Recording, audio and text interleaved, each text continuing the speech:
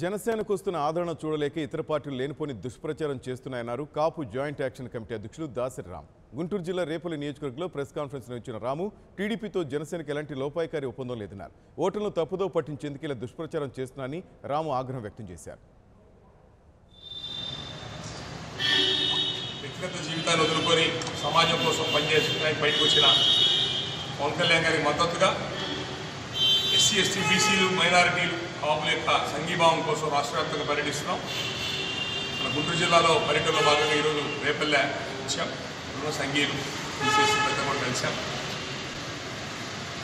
మా విజ్ఞప్తి ఏంటంటే ప్రజాస్వామ్యంలో ఎన్నికలు ఉండే చోట ఎవరెక్కువ జనాభా ఉంటే వాళ్ళు పరిపాలన చేయాలా. కానీ ఈ రాష్ట్రం 60 సంవత్సరాల నుంచి కేవలం 2 కులాలు 2 వర్గాలు మైనారిటీల కంట్రోల్లో రాష్ట్రం ఉంది. మిగతా వర్గాలు ఎవరికి కూడా సరైన రాజ్యాధికారంలో స్థానం ఉండట్లేదు. అందరికీ అందాల్సిన వనరులు కేవలం 2 వర్గాలు దోచుకుంటున్నారు.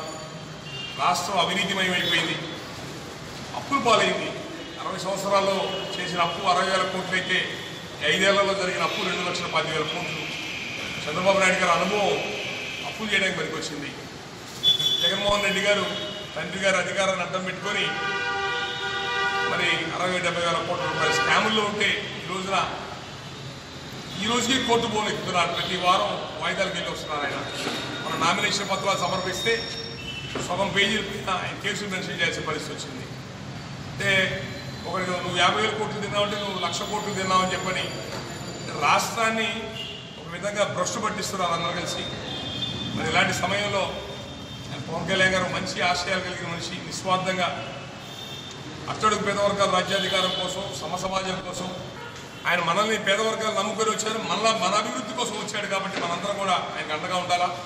ఇలాంటి పేదవర్గాల నుంచి బలమైన నాయకుడు ప్రతిరోజు పుట్టడు, నాయకత్వం ప్రతిరోజు రావు.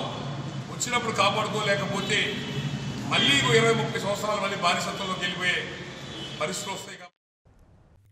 For more updates, please subscribe 99 TV Telugu.